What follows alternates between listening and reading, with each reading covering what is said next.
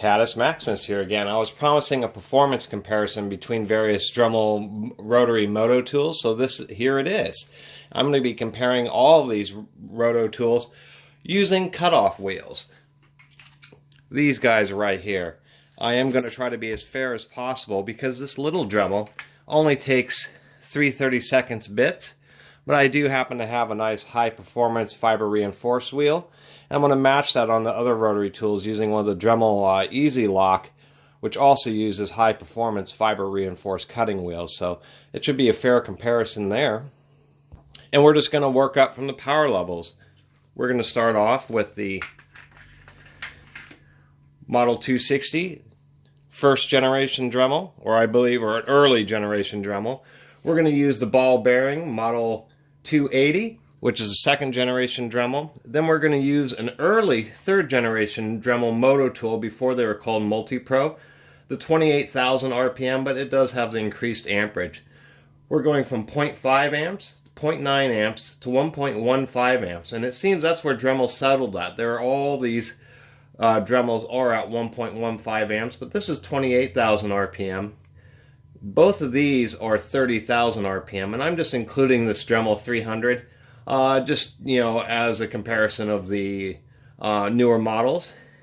We'll be comparing the Black & Decker RTX, which does have a canned permanent magnet motor, and they have a little rectifier in there, and it really is, they do make what seems like DC brush motors. They are DC brush motors that are 115 volts.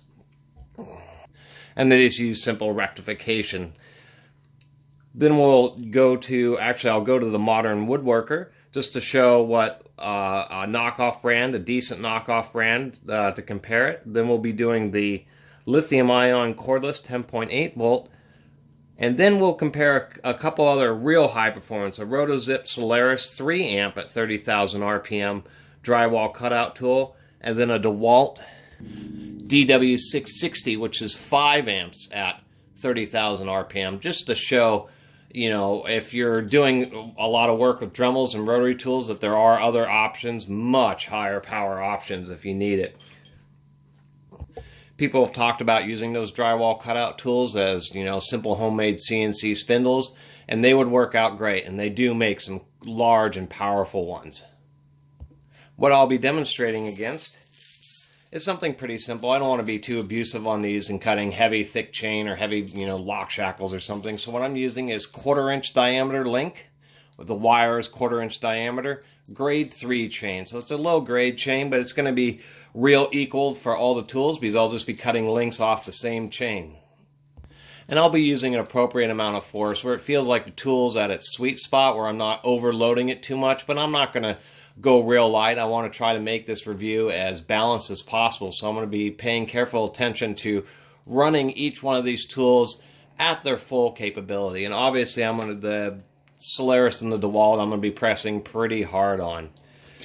In light of some of my other demonstrations, this time around I'll be using the we'll be using the Sombre and Muse 6 inch by 8 inch vise. So this thing weighs 50 or 60 pounds. I'm not going to have any issues with the chain being held quite securely, and I actually found out that this was forged. I kind of could tell from some of the first surface finished, but thankfully a very nice commenter left some nice details and found out how nice these Sombre and Muse vices are, and I didn't realize, but apparently they are forged steel. Giant chode of forged steel.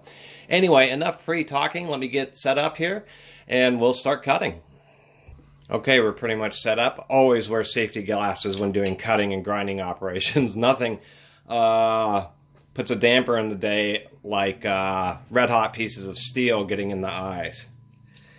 Anyway, we'll go ahead and start off with the Dremel Model 260. This is rated at 0.5 amps at 115 volts, so even slightly less than 60 watts, but although the power wire I'm at runs at right about 119 volts, so we are going to be getting pretty much our 60 watts out of this tool.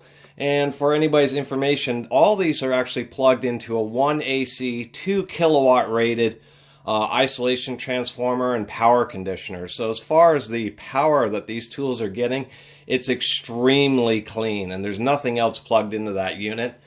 So these motors are getting some of the best power that they've ever had. So let me go ahead and zoom in, and we'll get started with this comparison here. Whoop, that is way too much. There we go. And let's go ahead and start here.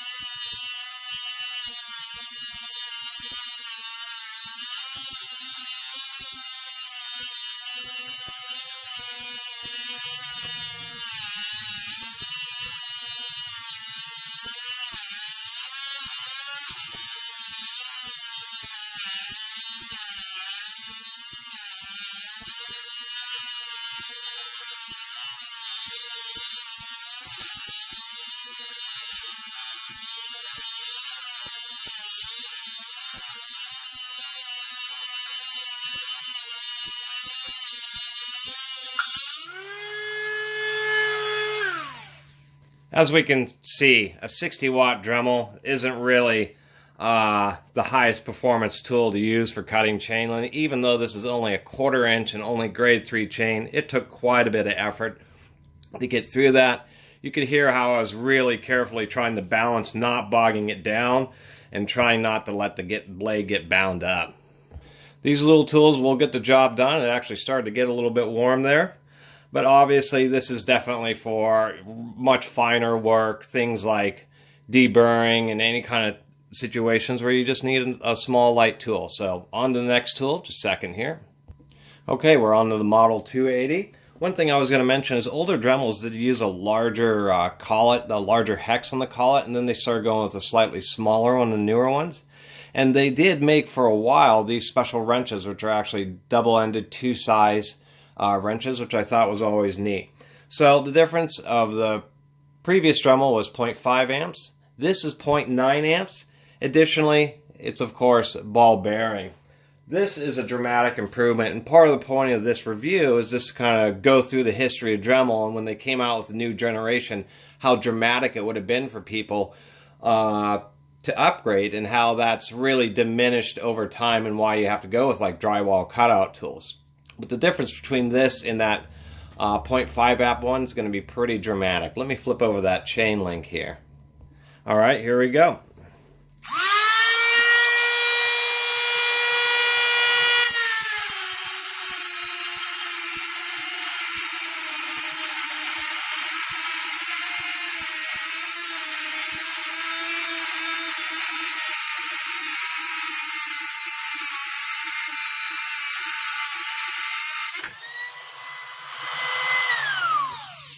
As you can see, somebody who went from the Model 260 to this 280 would have been a near quantum leap in the increase in power and performance.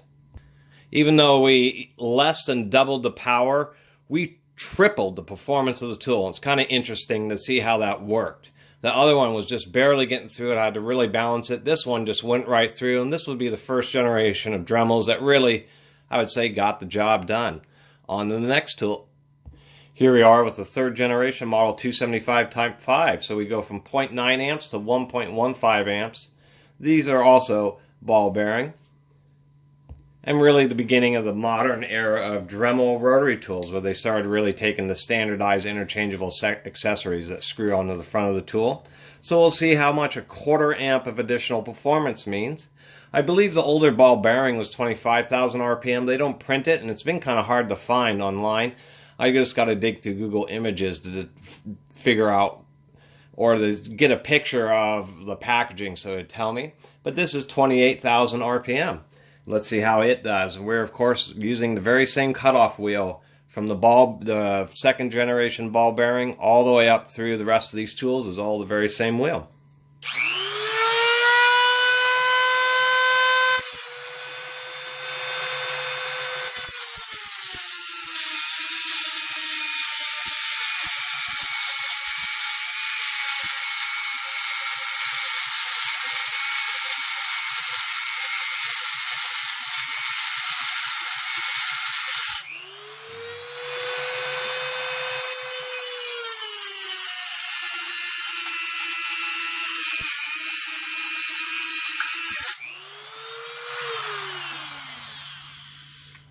When you're getting deep in the cut, it's real critical that you try to make sure the blade is as straight as possible. As you can see, as soon as you bind up, it wants to jerk from one side to the other. But these fiber reinforced Dremel wheels really are pretty tough and durable. I really like them. Versus the traditional just sintered wheels, whenever you get off angle or it bounces out like that, the blade just explodes. That's why they come in packs of 25, because the blades are just... you look at them wrong and they explode. So I really like these fiber reinforced ones.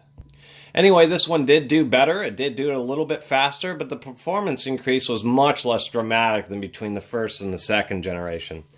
Now we're going to move on to the next model. Here we are, the Dremel 395 T6, the best and last of the third generation.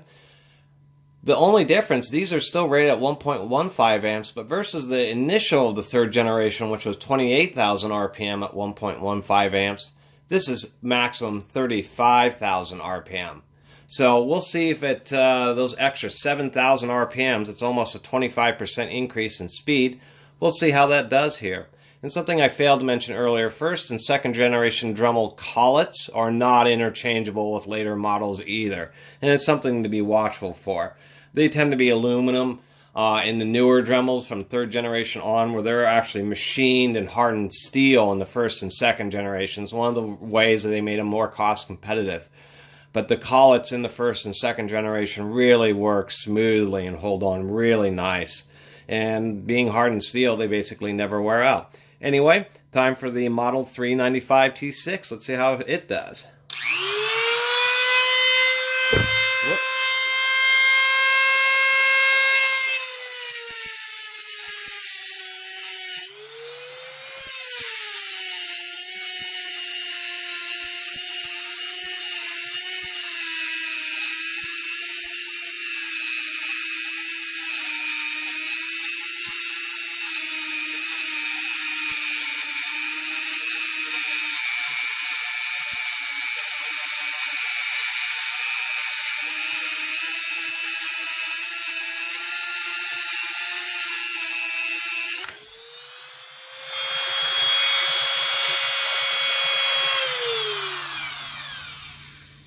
It actually did pretty well, and it did do it it's starting to get much harder to tell the performance difference. This did do it a little bit better, a little bit faster, but it was a small improvement over the earlier ones. The big difference is the ergonomic grip and, of course, the variable speed on these. Anyway, let's move on to the Model 300. It should be basically exactly the same as this one. Here we are, the Model 300. This is the first of the generation that was no longer made in America. And the ergonomics I've done a review of this, the ergonomics aren't as good. They really kind of went backwards on these units. That's why I say the 395 T6 is still the best Dremel ever made. But let's see how this 300 does. I haven't tried one of the new 3000 or 4000 series. I'm not sure really what the difference is, but someday I'll pick one up. Anyway, here's the Model 300.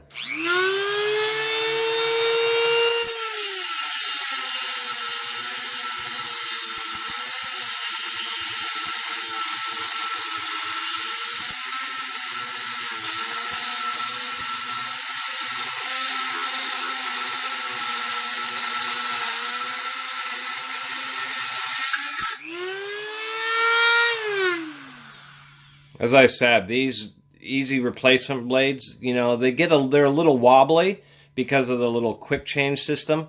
And how that quick change system works is it just has a retractable collar. You retract it and then the blade comes up and has these two little notches. And to tell you the truth, once you start cutting, that cutting action actually causes the blade to become centered.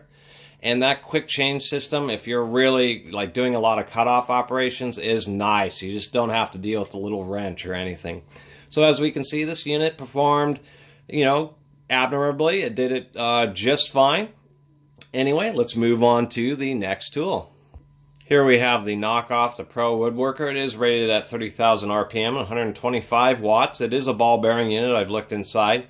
And I had commented how this doesn't accept Dremel accessories. Some other knockoff Dremels do.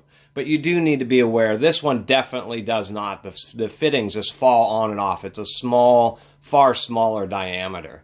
So this one won't accept Dremel accessories, but one of the commenters or subscribers had mentioned that the Wen tools do. So it's just something to be aware of, is that when you buy one of these knockoffs, you gotta be aware that they don't all take Dremel accessories. But this is just to kind of show what a knockoff one does versus all the genuine Dremel units, and we'll run this at full power as we've done with the rest of them. Ooh, let me flip that chain. All right, here we go. The Pro Woodworker. I have to say, this little Pro Woodworker, for some reason, always seems to run really smooth.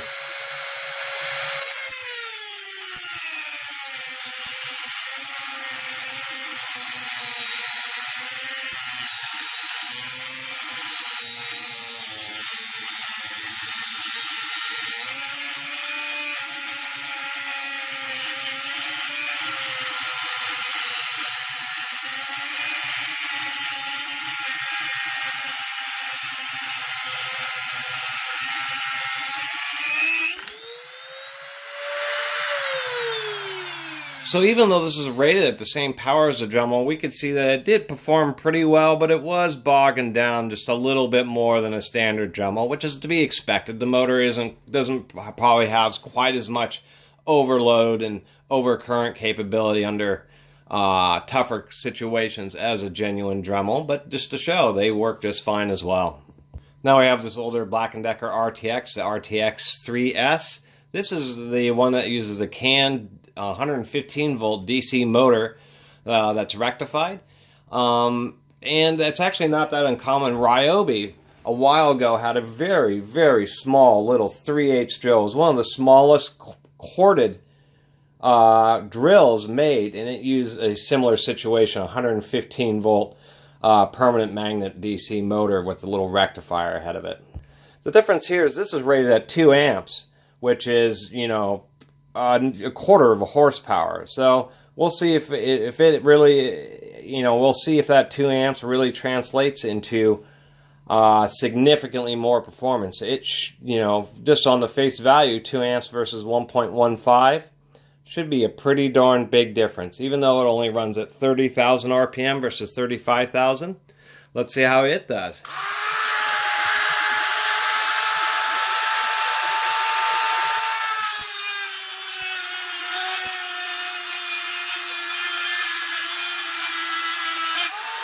Whoa.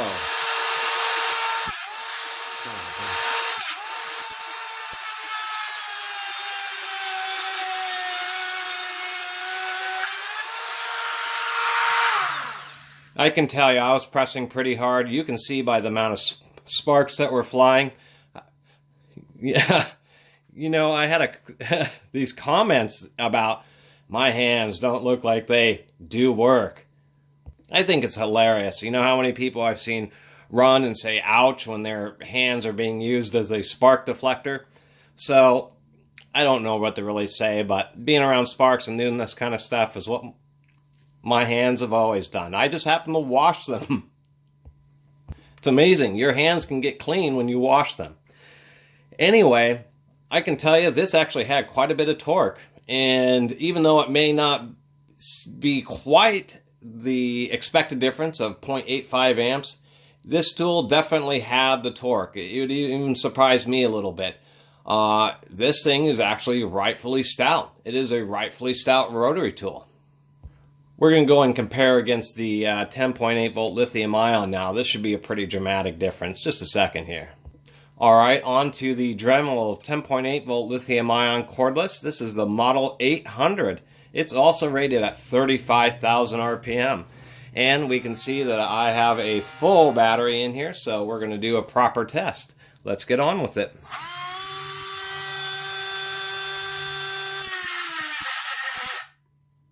Oh, we overloaded it here. Interesting, it has a overload protection so you don't hurt it.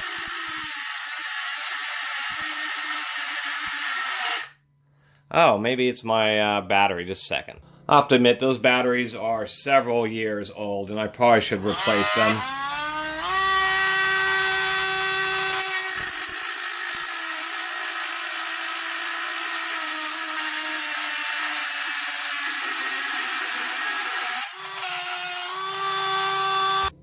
I could see the indicator dropping off pretty well. So what I'm going to do is I'm going to top off one of these batteries and start anew on this test. For me, it'll be a few minutes. For you, it'll just be a 1 second pause. See you in a minute. Alright, we're back here with a fully charged, or almost fully charged battery. And now let's see how this cordless Dremel does on this chain.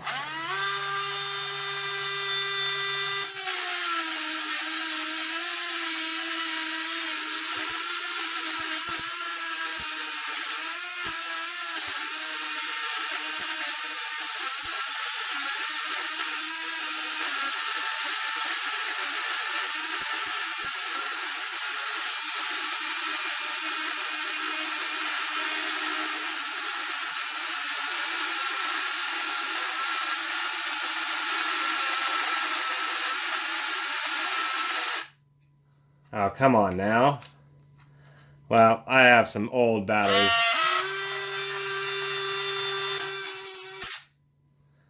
Well, that was kind of a sorry test. Sorry about that.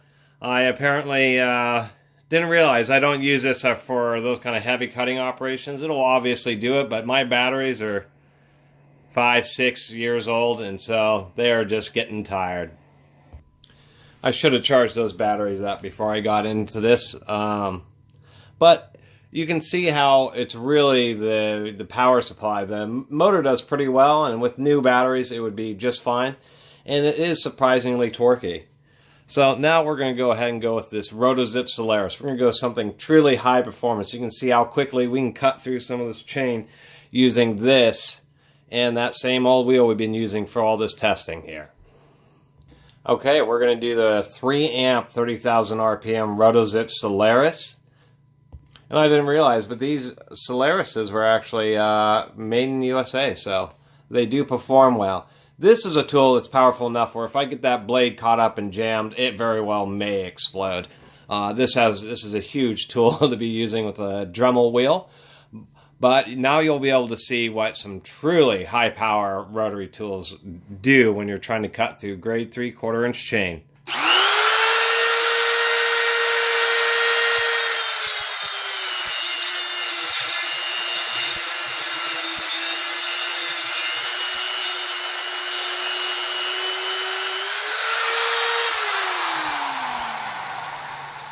As you can see, I was pressing about as hard as I was comfortable with and being able to maintain a reasonable amount of control. But as you can see, it just went right through that like a hot knife through butter. I could barely even get it to slow down a little bit from its top speed, much less actually get it to bog down. Now, we'll move on to the final tool. And I did want to mention again, it would be neat if Dremel had this option, is the ability to use this like just a normal cylindrical body rotary tool, or being able to have the handle. You may be doing grinding operations or various cutting operations where you can have the handle and just have a ton of control, or just flip the little lever here and pop that handle off if you don't want it. I think that it was just an absolute genius feature for these tools, and unfortunately Rotozip appears to be the only people who ever really did that, and that would be on this Solaris. Just wanted to point that out again. It's one of my favorite power tool features, as well as the fact that so intelligently everything, our little collets, a whole pile of bits, everything can all fit right in the handle. And it has a real pretty good steel detent in there that holds the wrench. So, man, I really like this tool, even more now. Here we have the DeWalt 660 drywall cutout tool. This is 5 amps, so 2 more amps. It's a whole Black & Decker RTX amount of power on top of what the Rotozip This did. So I'm not going to be able to put anywhere near enough pressure to bog down a motor like this. But some people may be doing some operations with 1/8" bits and maybe some heavy grind. I'm not exactly sure. Maybe you're porting cast iron heads or something like that. And a tool like this, you may get into a situation. Otherwise, you'll be using 1/4" shank die grinders and tools more for that purpose. This whole review is just to demonstrate what can be done as far as cutting off and performance when it comes to 1/8" shank tools that all these Dremels and stuff use. Anyway, here we are, 5 amps.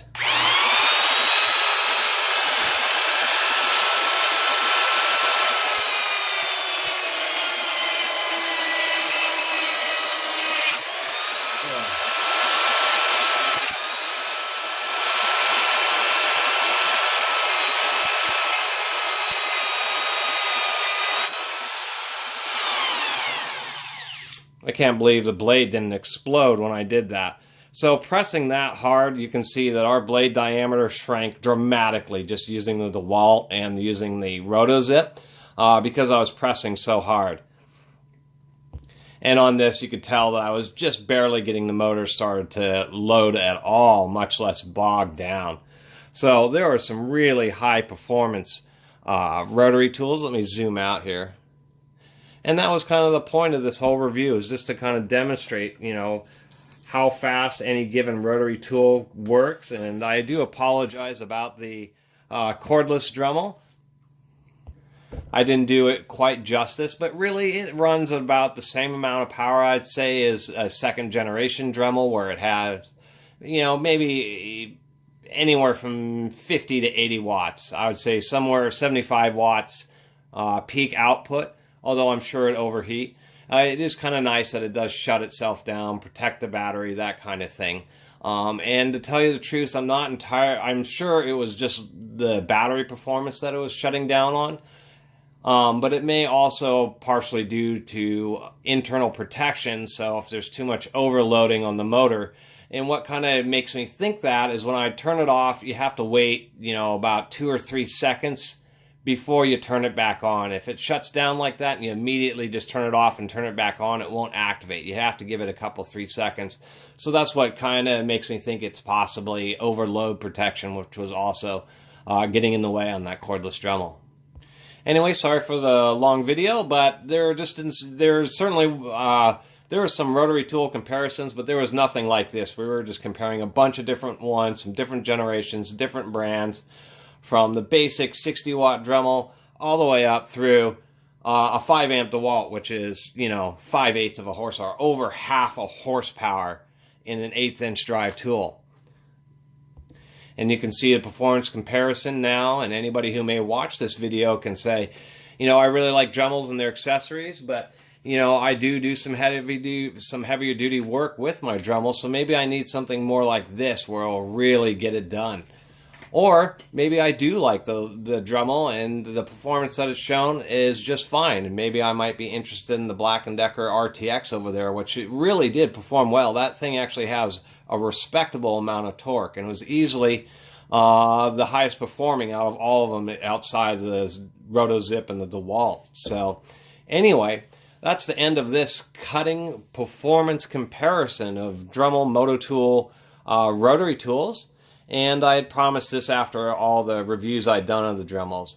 So I really appreciate everybody watching and subscribing, and 99.9% of the comments. I've had some real special comments recently, but it's only from a couple of people. Overall, I've been just extremely satisfied with the support and just all the great comments that everybody leaves. So once again, if you haven't subscribed, please do. And to all my subscribers, thank you so much for subscribing. Until next time, Catus Maximus out.